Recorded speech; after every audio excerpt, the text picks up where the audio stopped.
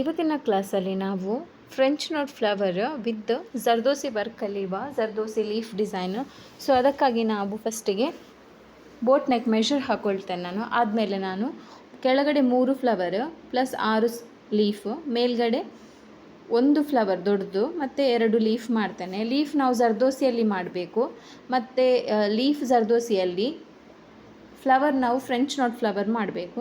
So ಫಸ್ಟಿಗೆ ನಾನು round mark ಹಾಕ್ಕೊಳ್ತೇನೆ. 8 ಎಳೆ ದಾರ ಅಥವಾ 12 ಎಳೆ ದಾರ ತಗೊಳ್ಬೇಕು. ನೀವು ತಗೊಂಡು ಏನು ಮಾಡಬೇಕಂದ್ರೆ, ಈಗ ನಾನು ರೌಂಡ್ ಶೇಪ್ ಹಾಕಿದ್ನಲ್ಲ ಅದರ ಒಳಗಡೆ ಫುಲ್ ನಾವು ಫಿಲ್ ಮಾಡಬೇಕು. ಯಾವುದು ಫ್ರೆಂಚ್ ನಾಟ್ ಫ್ಲವರ್ನ ಫುಲ್ ಫಿಲ್ ಮಾಡಬೇಕು. ಸೊ ಅದಕ್ಕೆ 8 ಎಳೆ ಅಥವಾ 12 ಎಳೆ ದಾರ ತಗೊಳ್ಳಿ. ಸಿಲ್ಕ್ ಥ್ರೆಡ್ ಹಾಕಬೇಕು. ಸಿಲ್ಕ್ ಥ್ರೆಡ್ ಯಾವುದಂದರೆ ಈಗ ಯಾವುದು ಆಗುತ್ತೆ, 2 ಎಳೆ ದಾರದಲ್ಲಿ ತೆಗೆದು 2 ರೀಲ್ ಬೇಕು ನಮಗೆ ಸಿಲ್ಕ್ ಥ್ರೆಡ್. ಸೊ ಅದರಲ್ಲಿ 8 ಎಳೆ ಅಥವಾ 12 ಎಳೆ ದಾರ ಆಗುತ್ತೆ. ನೀವು ಸಾರಿದು ಬ್ಲೌಸಿಗೆ ಮಾಡುವಾಗ ಸಾರಿ ಕಲರ್ ಯಾವುದಿದೆ ಅದನ್ನು ತಗೊಳ್ಳಿ. ಫಸ್ಟಿಗೆ ನಾನು ಫ್ರೆಂಚ್ ನಾಟ್ ಫ್ಲವರ್ ಹಾಕ್ತೇನೆ. ಸೊ 3 ಫ್ರೆಂಚ್ ನಾಟ್ ಫ್ಲವರ್ ಹಾಕ್ತೇನೆ. 3 ರೌಂಡ್ ಹಾಕಿದ್ದೇನಲ್ಲ ಅದರ ಒಳಗಡೆ ಫುಲ್ ಫ್ರೆಂಚ್ ನಾಟ್ ಫ್ಲವರ್ ಹಾಕಲಿಕ್ಕೆ, ಮತ್ತು ಮಿಡ್ಲಿಗೆ ಕೂಡ ಫ್ರೆಂಚ್ ನಾಟ್ ಫ್ಲವರ್ ಹಾಕಲಿಕ್ಕೆ.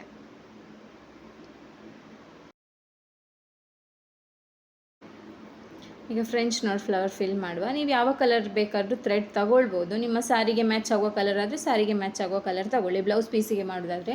ಇಲ್ಲದಿದ್ದರೆ ಪ್ರಾಕ್ಟೀಸ್ ಕ್ಲೋತಲ್ಲಿ ಮಾಡೋದಾದರೆ ಯಾವುದೂ ಆಗುತ್ತೆ.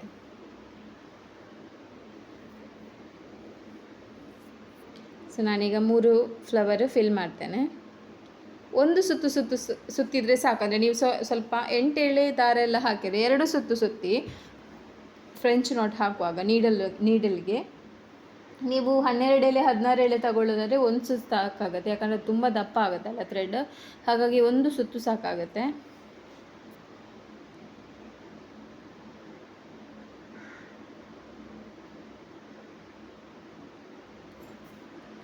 ಸೊ ಈಗ ನಾವು ಫ್ರೆಂಚ್ ನಾಟ್ ಫ್ಲವರ್ ಫಿನಿಶ್ ಮಾಡ್ತಿದ್ದೇವೆ. ಕೆಳಗಡೆದು 3 ಫ್ಲವರ್ ಚಿಕ್ಕದು ಮಾಡ್ತೇನೆ, ಮೇಲ್ಗಡೆದು ನಾವು ನೆಕ್ಕಿದ್ದು ಒಳಗಡೆ ಬರುತ್ತೆ, ಅದು ಕಟ್ ಶೇಪಲ್ಲಿ ನಾವು ಕೊಡಲಿಕ್ಕೆ ಈಗ ಅದರ ಒಳಗಡೆನೆ ಫಿಲ್ ಮಾಡ್ತೇನೆ. ಸ್ವಲ್ಪ ನೀವು ಬಟ್ಟೆಯನ್ನೆಲ್ಲ ಕರೆಕ್ಟ್ ಮಾಡ್ಕೊಳ್ಬೇಕು, ಇಲ್ಲದಿದ್ದರೆ ಏನಾಗುತ್ತೆ ಅಂದರೆ ಬಟ್ಟೆ ಸಿಂಕ್ ಆದರೆ ನಿಮ್ಮ ವರ್ಕು ಫುಲ್ ಸಿಂಕ್ ಆಗುತ್ತೆ. ಸೊ ಹಾಗಾಗಿ ಸ್ವಲ್ಪ ಥ್ರೆಡ್ಡನ್ನೆಲ್ಲ ಸ್ವಲ್ಪ ಗಂಟು ಹಾಕದಾಗೆ ನೋಡ್ಕೊಳ್ಳಿ. ಅಂದರೆ ಥ್ರೆಡ್ ಒಮ್ಮೊಮ್ಮೆ ಗಂಟು ಬೀಳುತ್ತೆ, ಸಿಲ್ಕ್ ಥ್ರೆಡ್ ಅಲ್ವಾ. ಸೊ ಹಾಗಾಗಿ ಸ್ವಲ್ಪ ದೊಡ್ಡ ಫ್ಲವರ್ ಹಾಕ್ಕೊಳ್ಳಿ. ಸ್ವಲ್ಪ ಡಾರ್ಕ್ ಕಲರ್ ತಗೊಳ್ಳಿ, ಥ್ರೆಡ್ ಎಲ್ಲ ತಗೊಳ್ಳುವಾಗ ತುಂಬ ಚೆನ್ನಾಗಿ ಕಾಣುತ್ತೆ ವರ್ಕ್ ಮಾತ್ರ. ಸೊ ನೋಡಿ, ಈಗ ಇದು ಫಿನಿಶ್ ಆಗ್ತಾ ಬಂತು. ನಮ್ಮದು ಥ್ರೆಡ್ಡಿದ್ದು ಫ್ರೆಂಚ್ ನಾಟಿದ್ದು ಫ್ಲವರ್ ಫಿನಿಶ್ ಆಗ್ತಾ ಬಂತು. ಸೊ ಕೆಳಗಡೆ ನಾಟ್ ಹಾಕೋದು ಸೇಮ್ ಮೆಥಡ್, 2 ಕೈ ಇಟ್ಕೊಂಡು ಗಂಟು ಹಾಕ್ಕೊಂಡ್ರೆ ಆಯಿತು.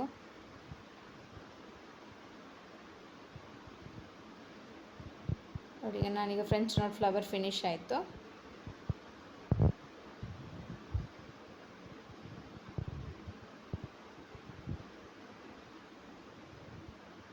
ಈಗ ನಾವು ಜರ್ದೋಸಿ ಲೀಫ್ ಮಾಡಬೇಕು. ಜರ್ದೋಸಿ ಲೀಫ್ ಮಾಡಲಿಕ್ಕೆ ನಾವು ಸ್ವಲ್ಪ ಚಿಕ್ಕ ಚಿಕ್ಕ ಜರ್ದೋಸಿನ ಕಟ್ ಮಾಡ್ಕೊಳ್ಬೇಕು. ಕೆಳಗಡೆ ನಾವು, ಇಲ್ಲದಿದ್ದರೆ ನಾವು ಲೋಡಿಂಗ್ ಸ್ಟಿಚ್ಚಿಗೆಲ್ಲ ಹೇಗೆ ಪೈಪಿಂಗ್ ಥ್ರೆಡ್ ಕೊಡ್ತೇವೆ ಅದೇ ರೀತಿ ನಾವು ಲೀಫ್ ಸ್ಟಿಚ್ ಮಾಡುವಾಗ ಜರ್ದೋಸಿಯಲ್ಲಿ ಜರ್ದೋಸಿ ಕೊಡಬೇಕು. ಒಳಗಡೆ ಪೈಪಿಂಗ್ ಥ್ರೆಡ್ ಅಲ್ಲ, ಜರ್ದೋಸಿನ ಕೊಡಬೇಕು. ಹೀಗೆ ನೋಡಿ, ಹೀಗೆ ಜರ್ದೋಸಿ, ಒಂದು ದೊಡ್ಡ ಜರ್ದೋಸಿ ಕೊಟ್ಟು ಮತ್ತು ಅದನ್ನು ಸ್ಟಿಚ್ ಮಾಡಿ ಅದರ ಮೇಲ್ಗಡೆ ಚಿಕ್ಕ ಚಿಕ್ಕ ಜರ್ದೋಸಿನ ಕ್ರಾಸ್ ಆಗಿ ಸ್ಟಿಚ್ ಮಾಡ್ತಾ ಹೋಗಬೇಕು ಫುಲ್.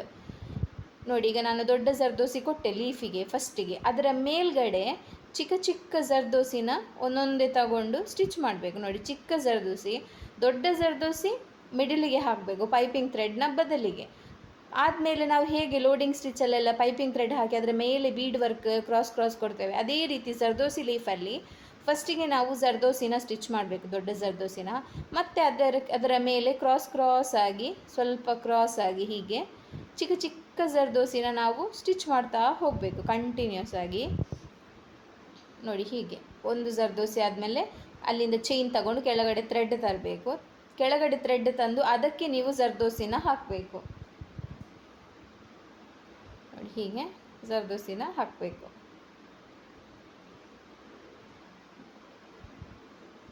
ಹೀಗೆ ಕ್ರಾಸ್ ಆಗಿ ಸ್ಟಿಚ್ ಮಾಡಬೇಕು.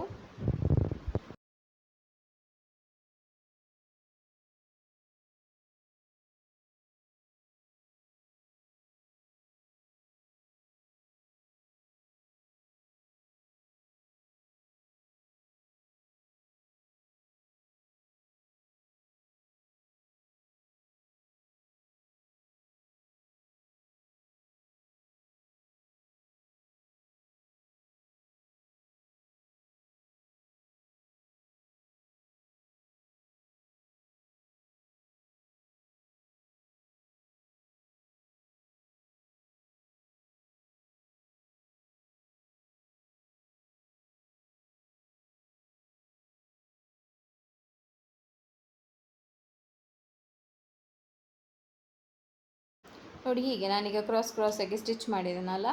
ಸೊ ಸ್ವಲ್ಪ ಲಾಂಗ್ ಆಗುತ್ತೆ ವಿಡಿಯೋ, ಅದಕ್ಕೋಸ್ಕರ ನಾನು ಸ್ವಲ್ಪ ಸ್ಪೀಡ್ ಮಾಡಿದ್ದೇನೆ. ನಿಮಗೆ ಮೆಥಡ್ ಗೊತ್ತಲ್ಲ, ನೀವು ಹೇಗೆ ಥ್ರೆಡ್ ವರ್ಕ್ ಅಂದರೆ ನೀವು ಸಿಲ್ಕ್ ಥ್ರೆಡಲ್ಲಿ ಲೀಫ್ ಮಾಡ್ತೀರಾ ಅಥವಾ ಬೀಡ್ಸಲ್ಲಿ ಲೀಫ್ ಮಾಡ್ತೀರಾ, ಸೇಮ್ ಪ್ರೊಸೀಜರ್ ಇದರಲ್ಲಿ ಜರ್ದೋಸಿಯಲ್ಲಿ ಕೂಡ. ಜರ್ದೋಸಿಯಲ್ಲಿ ಏನಂದರೆ ಬೀಡ್ಸ್ನ ಬದಲು ನೀವು ಜರ್ದೋಸಿ ಹಾಕಬೇಕು ನೀಡಲಿಗೆ, ಅಷ್ಟೇ ಡಿಫ್ರೆನ್ಸ್ ಅಷ್ಟೇ.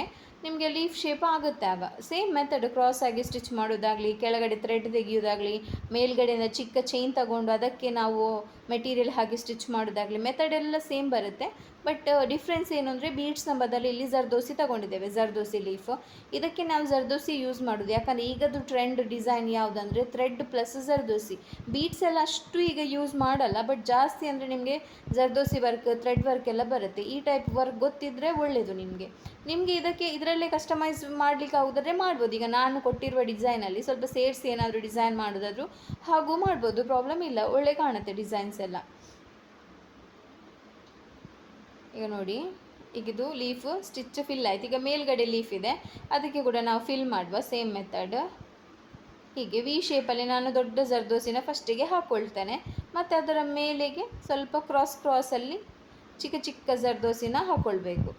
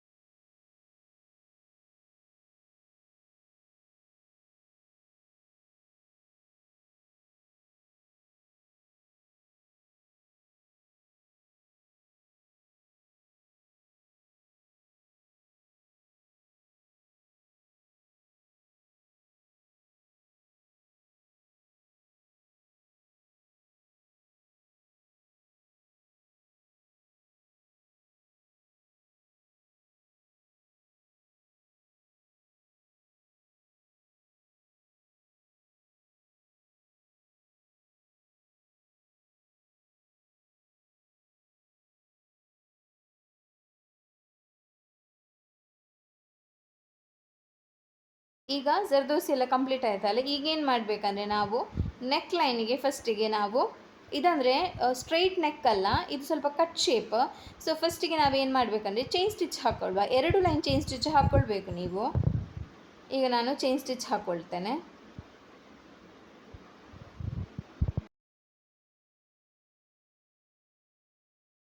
ಈಗ ನಾವು ಚೈನ್ ಸ್ಟಿಚ್ ಕಂಟಿನ್ಯೂಸ್ ಆಗಿ ಚೈನ್ ಸ್ಟಿಚ್ ಹಾಕ್ಕೊಳ್ಬೇಕು. ಚೈನ್ ಸ್ಟಿಚ್ ಹಾಕುವಾಗ ಏನು ಮಾಡಬೇಕಂದ್ರೆ ಸ್ಟ್ರೈಟ್ ಲೈನ್ ತೊಗೊಂಡು ಬರಬಾರ್ದು. ಅಲ್ಲಿ ಸ್ವಲ್ಪ ನಾವು ಲೀಫ್ ಡಿಸೈನ್ ಎಲ್ಲ ಮಾಡಿದ್ದೇವಲ್ಲ, ಅಲ್ಲಿಗೆ ಸ್ವಲ್ಪ ಮೇಲ್ಗಡೆ ಚೈನ್ ಸ್ಟಿಚ್ ತಗೊಂಡೋಗಿ ಸ್ವಲ್ಪ ಕಟ್ ವರ್ಕ್ ಟೈಪ್ ಮಾಡಬೇಕು, ಒಂಥರ ಶೇಪ್ ಬರಬೇಕು ಅದು ಕಟ್ ವರ್ಕಿದ್ದು. ಸೊ ಅದಕ್ಕೆ ನಾನಲ್ಲಿ ಮೇಲ್ಗಡೆ ಲೀಫ್ ಮತ್ತು ಕೆಳಗಡೆ ಫ್ಲವರ್ ಮಾಡಿದ್ವಿ. ಅಲ್ಲಿ ನಿಜವಾಗಿ ಟೈಲರ್ಸ್ನವ್ರು ಕಟ್ ಮಾಡಿಕೊಳ್ಳುವ ಜಾಗ ಅದು, ಅಲ್ಲಿಯೂ ಜಾಗ ಕಟ್ ಮಾಡಿಕೊಳ್ಳೋದು, ಕೆಳಗಡೆ ಕೂಡ ಕಟ್ ಮಾಡ್ತಾರೆ. ನಾವೇನು ಮಾಡಬೇಕಂದ್ರೆ ಅಲ್ಲಿಗೆ ಡಿಸೈನ್ ಮಾಡಿದರೆ ಸ್ವಲ್ಪ ಡಿಫ್ರೆಂಟ್ ಆಗಿರುತ್ತೆ, ಅಂದರೆ ಎಕ್ಸ್ಟ್ರಾ ಅಲ್ಲಿ ಡಿಸೈನ್ ಬಂದಾಗಿರುತ್ತೆ. ಅದು ಕಟ್ ಮಾಡಿದರೂ ನಿಮ್ಗೇನಾಗುತ್ತೆ ಅಂದರೆ ಒಂದು ಬೆನ್ನಿಗೆ ಎಕ್ಸ್ಟ್ರಾ ಡಿಸೈನ್ ಬಂದಾಗೆ ಆಗಿರುತ್ತೆ, ಮೇಲೆ ಸ್ವಲ್ಪ 3D ವರ್ಕ್ ಟೈಪು ಕಾಣುತ್ತೆ.